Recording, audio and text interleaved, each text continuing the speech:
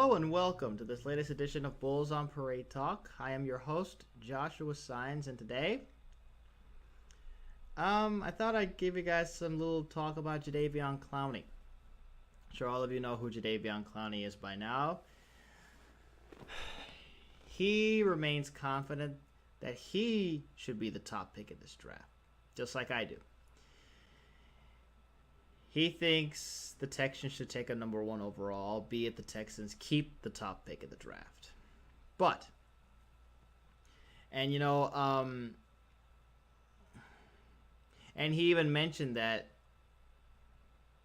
and he continues to remain confident as we move forward. I mean, the combine is already next weekend.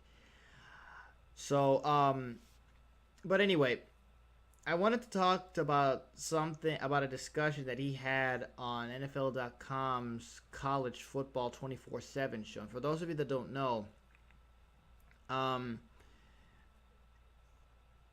College Football 24/7 is NFL.com's coverage of college football and draft news. So they're basically the guys responsible for covering all information draft related and college football related. But anyway, Jadeveon Clowney remains confident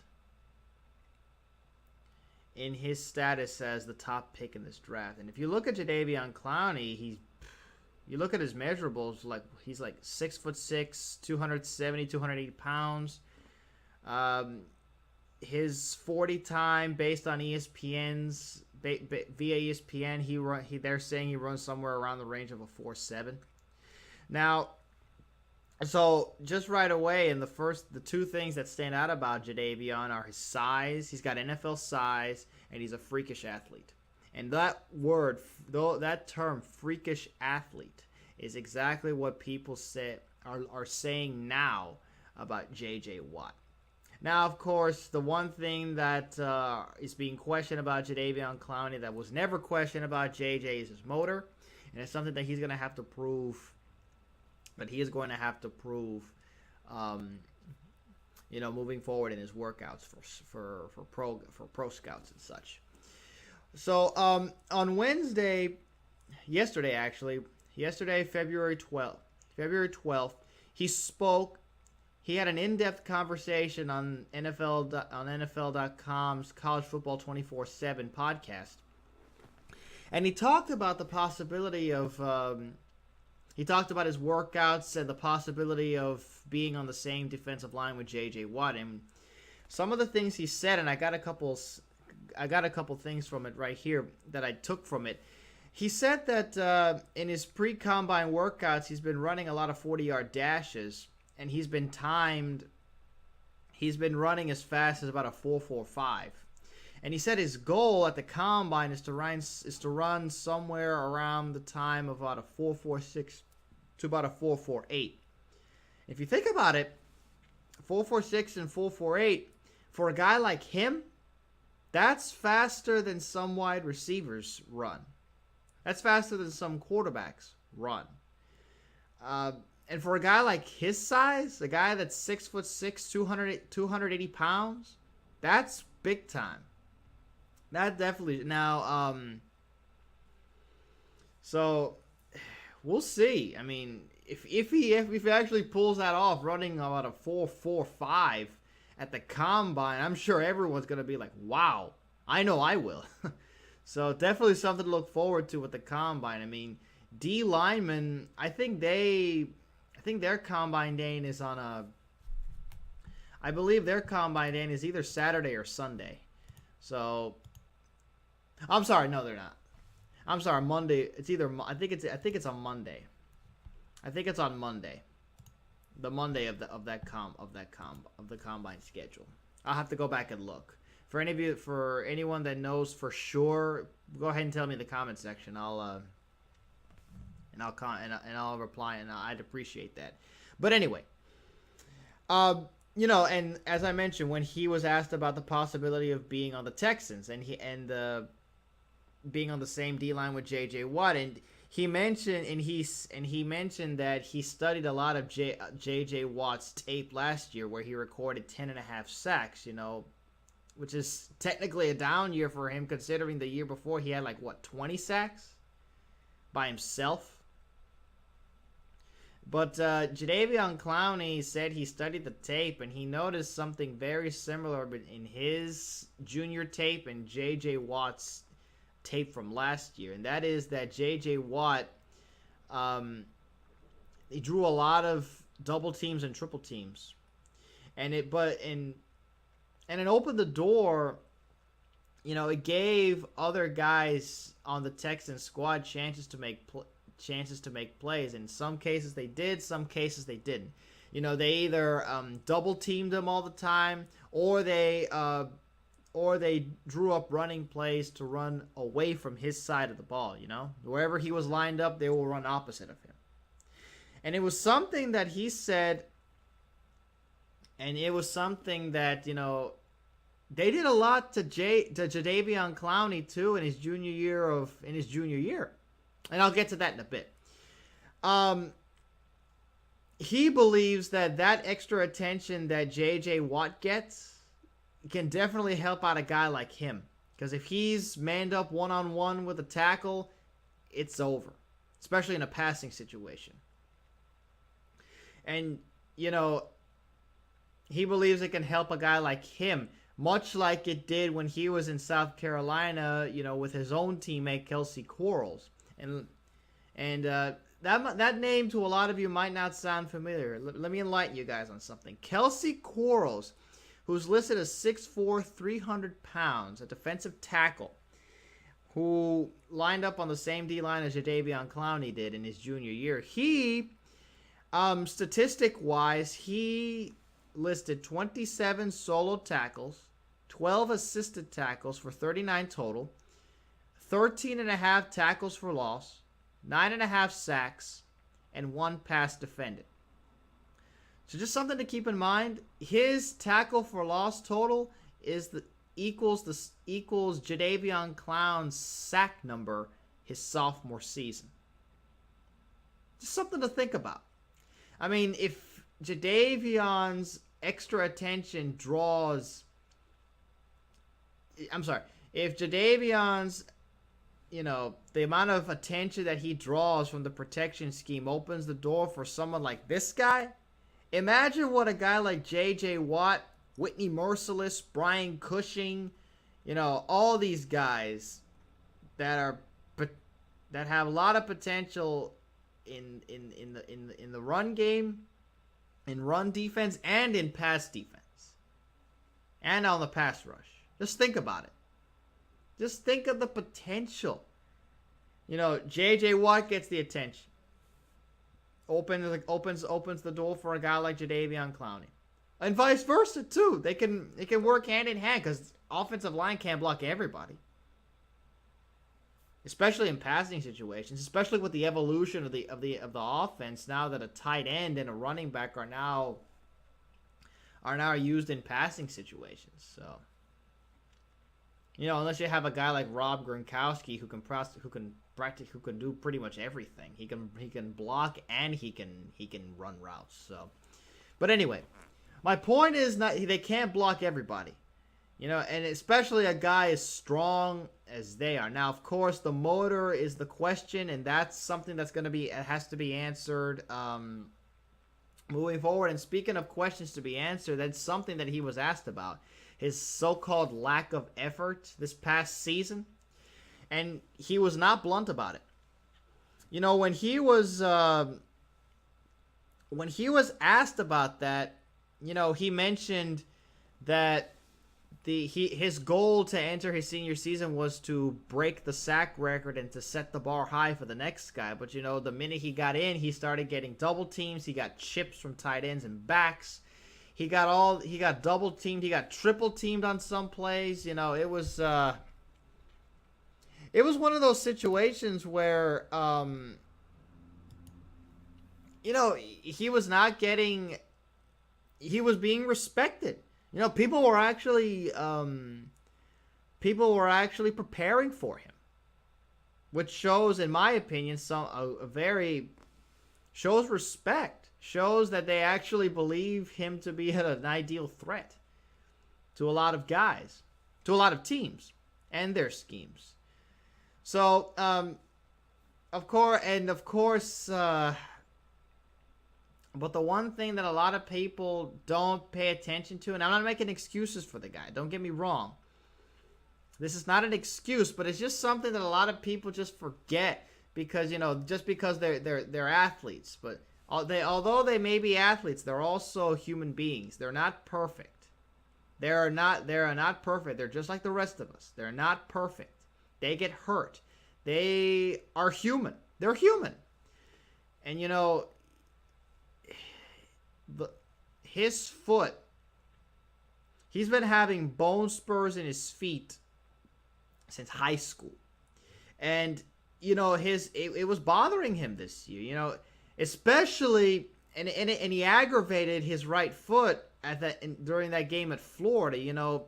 The report I read, he left the game after he made a tackle on Florida's running back. He left the game. He left the game in the second quarter after having an ankle injury on that same right foot that's been bothering him for years. He landed awkwardly on it, but he did return later. But after the trainers amply retaped his foot, but that injury has been sticking with him since his high school days, and it's something that he has said repeatedly that he's going to get fixed, but he hasn't done it. So, and he mentioned that pain, it hurts, but the pain lessens, as it rests. And, and during the season, he had time to rest. But,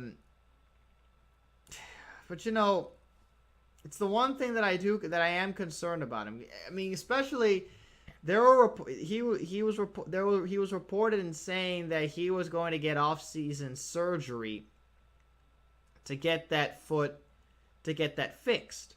And he's been saying it for the past couple off seasons. But he hasn't done it. He's been putting it off, saying, "Oh, it'll just heal with time." It's the one thing that he said, and a lot of doctors have said that too when talking about his injury. Those bone spurs, the more activity he puts on it, the more it hurts. And that's the point. The more he does with it, the more it hurts, and for anyone that knows anything about having a bone spur injury, I certainly don't. I've never had that kind of injury in my life. But according to him, and according to what a lot of doctors say about bone spur, about that kind of nagging pain, it'll do it to you. It'll make you. It hurts. It hurts to the point where you can barely walk. So, like I said, it's just one of those things that, and this is important because, after having stated before his junior season that, after the season was over, he was going to get off-season surgery, he decided to, again, not have any more off-season surgery. So he's basically going to walk into the combine and has been on record saying he's going to participate in all drills at the combine. He has said that he's not going to have the surgery. He's not going to have foot surgery. He did not have foot surgery at all, actually. He has said that he is not going to have foot surgery. And the combine is next weekend. So basically, he's going to walk into the combine with that pain nagging at him. And he's been working out and he says that he's been running 40-yard dashes where he's been timed at 4.45, as fast as 4.45. With that kind of injury, still nagging at him. Wow. I mean, if he really walks into the combine and records a 4.45 with that injury, with that kind of nagging pain, I will be wowed. I mean, because he could have done sort of what Trent Richardson did in the 2012 combine. In 2012, Trent Richardson had minor knee surgery and he did not participate in the combine. He had his own. He didn't even participate in Alabama's official pro day. He had his own pro day.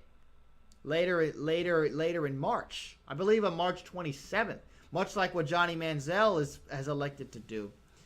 You know, Johnny Manziel is going to do the combine, but he's not going to be participating in pro day. He's going to have his own pro day, and quite coincidentally the same date as Trent Richardson. So,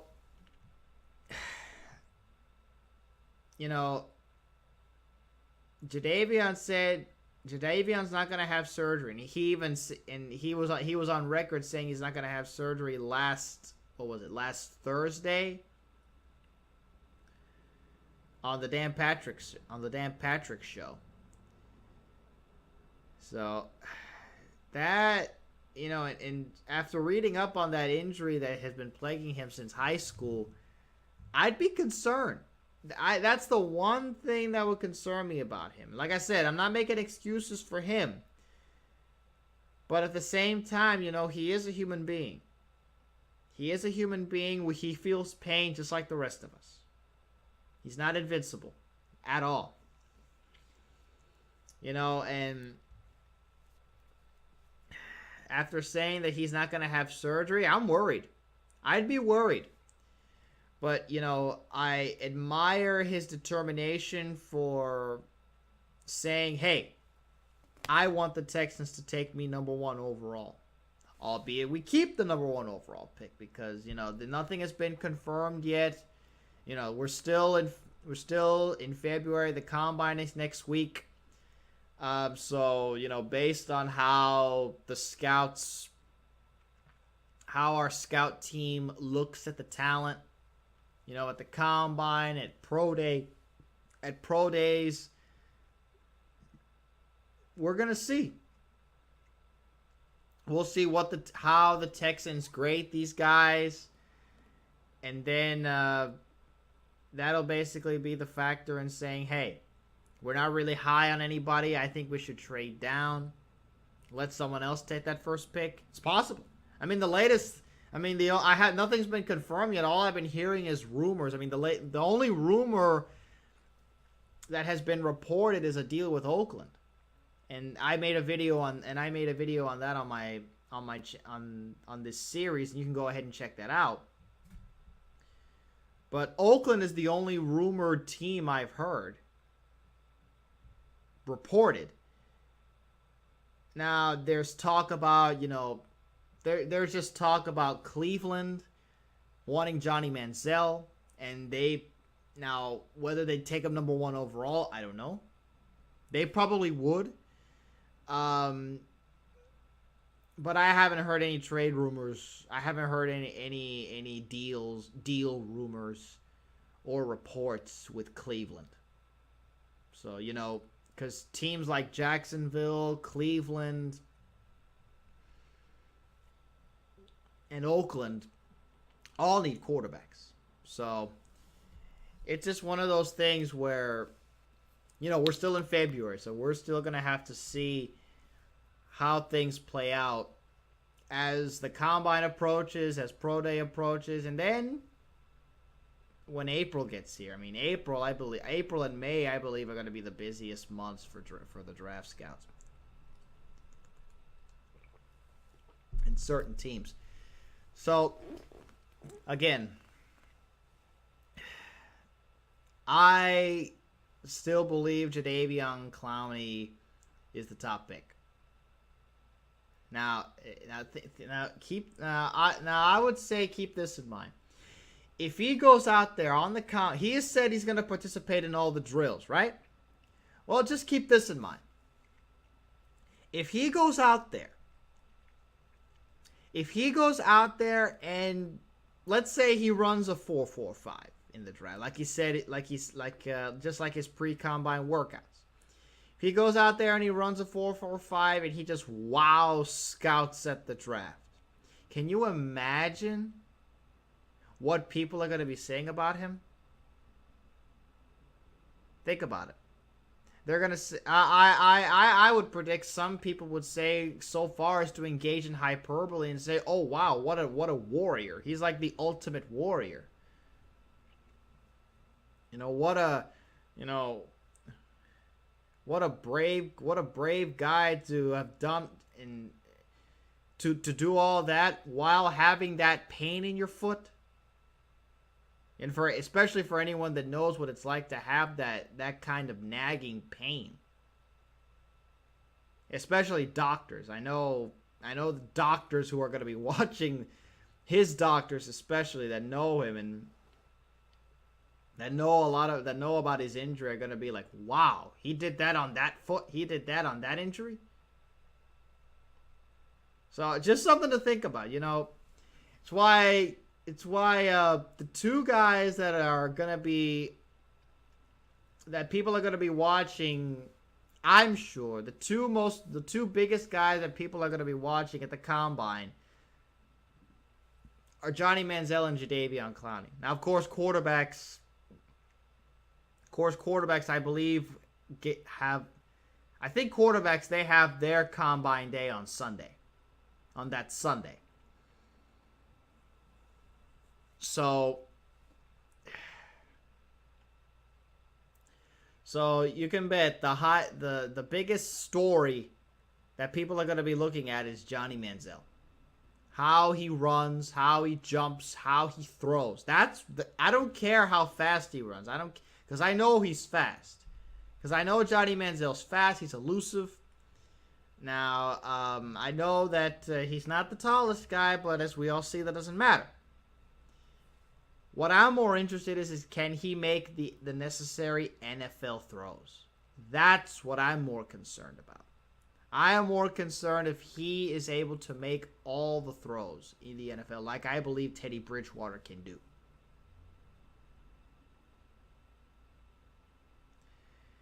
So that's my take on Johnny. But Jadeveon, that nagging injury, didn't have surgery. How's he going to do with the combine knowing that all of that,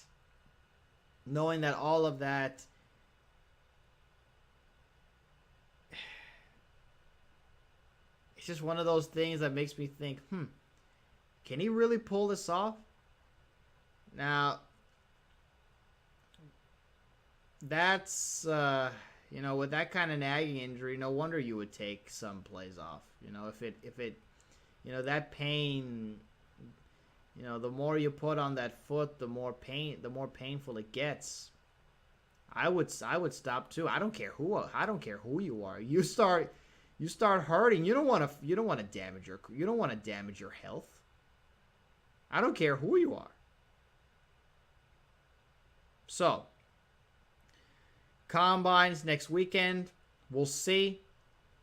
Jadeveon Clowney wants to be drafted number 1 overall by the Houston Texans, be on the same line as J.J. Watt. I'd like to see that. I would like to see that. I'm sure a lot of people in Houston would like to see that. Some people say otherwise. So we'll see. It's a story that I'm sure we're all going to be paying close attention to as we approach the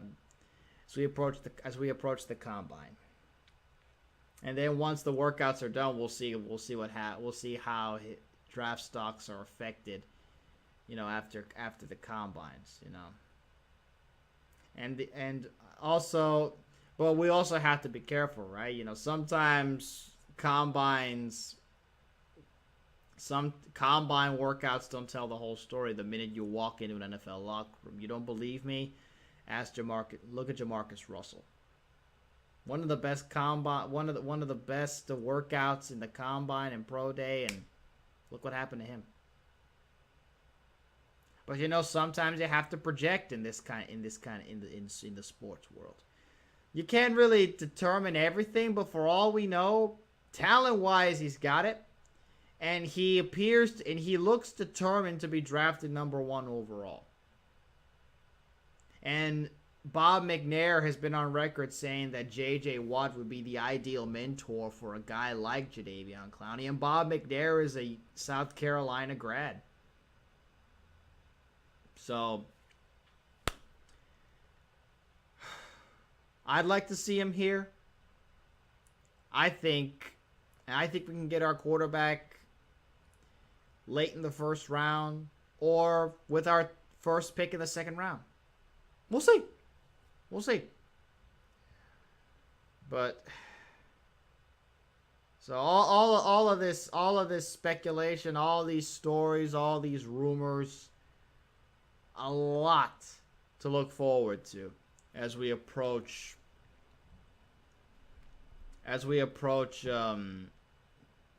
especially as we approach next week. So that just about wraps things up here on this edition of Bulls on Parade Talk. Thank you all so very much for tuning in. If you enjoyed, please leave a like on this YouTube video. I'd appreciate it very much.